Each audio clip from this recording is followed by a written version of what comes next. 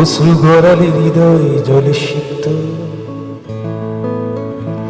কত প্রদীপ শিখা জ্বালালে জীবন আলোয় উদ্দীপ্ত, কত ব্যথা বুকে চাপালে তাকে বলি আমি ধৈর্য।